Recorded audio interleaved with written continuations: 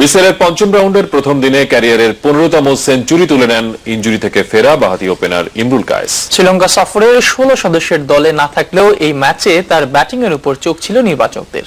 তার সেঞ্চুরির দিন ইস্ট জোনের বিপক্ষে 296 রান তুলতেই অল আউট হয়ে যায় প্রাইম ব্যাংক সাউথ জোন। এদিকে সিলেটের সঞ্জামুল ইসলাম ও ফরাদ রেজার দুর্দান্ত বোলিং এ নর্থের বিপক্ষে 181 রানে গুটিয়ে গেছে বর্তমান চ্যাম্পিয়ন সেন্ট্রাল জোন। শ্রীলঙ্কা সফরের জন্য এই ব্যাট ছিল ইমরুল কায়েসের পরীক্ষার মঞ্চ। ইনজুরির কারণে ভারত সফর থেকে ফিরে আসা এই ওপেনারের ব্যাট জ্বলে ওঠে বিসিএল এর ইস্ট জোনের বিপক্ষে প্রথম দিনেই।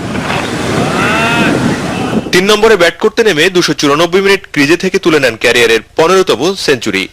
আজকে যখন ব্যাটিং করছি, রানিং করছি, বেটার লাস্ট ম্যাচের থেকে আজকে বরং আরো বেটার ছিলাম। আই এম হ্যাপি আজকে যে আজকে অনেকদিন পর একটা ভালো ইনিংস খেলতে পারছি। এর আগে চট্টগ্রাম জহুর আহমেদ চৌধুরী স্টেডিয়ামে টস জিতে ইস্ট জোনের বিপক্ষে ব্যাটিং এ নেমে 12 রান তুলতে ওপেনার ফজলে রাব্বিকে হারায় সাউথ জোন। তবে এনামুল বিজয় ও ইমরুল কায়েস 84 রানের জুটি গড়ে সেই ধাক্কা সামাল দেন। বিজয় 58 আর আগের ম্যাচে ডাবল সেঞ্চুরিয়ান তুষার ইমরান 1 রানে ফিরলে বিপদে পড়ে দুবারের champion south zone. Pacer Mohammad সাইফুদ্দিনের 3 উইকেট শিকারের দিনে তার শিকার হন শাহরে নাফিজ ও মোহাম্মদ মিঠুন, যে কারণে ইমরুলের সেঞ্চুরি সত্ত্বেও 296 রানের বেশি করতে পারেনি সাউথ জোন। আজকে কন্ডিশনটা উইকেটটা একটু ডিফিকাল্ট ছিল। সকাল থেকে বল অনেক টান করছিল, ওদের বলাররা অনেক ভালো বল করছে, আমাদের ব্যাটসম্যানরা একটু স্ট্রাগল করছে। বাট আমি যখন স্টার্টিং এ সেট হয়ে গেছিলাম তখন আমি চেষ্টা করছিলাম যে যত লম্বা করা যায় ইনিংসটা।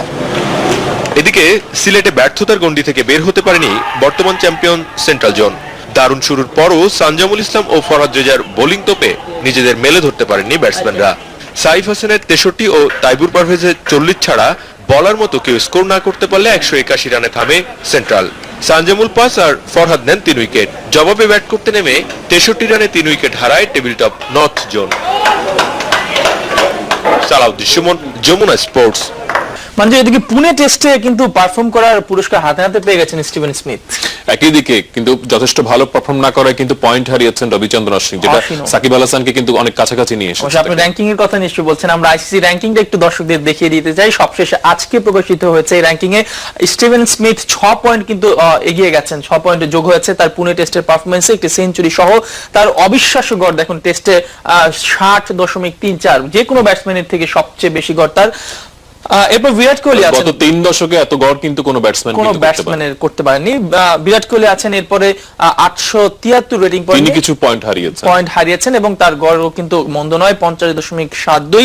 এরপর ইংল্যান্ডের জোরোট, তিনি 848 রেটিং পয়েন্ট নিয়ে আছেন 3 নম্বরে, তার গড় কিন্তু 52। নিঃসন্দেহে তিনজন পৃথিবীর সেরা ব্যাটসম্যান, এর সঙ্গে কেন উইলিয়ামসকে অ্যাড করতে হবে। আমরা যদি বোলিং এ একটু নজর দেই সেখানে দেখতে পাবো সবার উপরে রয়েছেন রবিচন্দ্রন অশ্বিন। তিনি কিন্তু পয়েন্ট হারালেও শীর্ষস্থানটি হারাননি, 878 পয়েন্ট এখন তার গড় 25.07।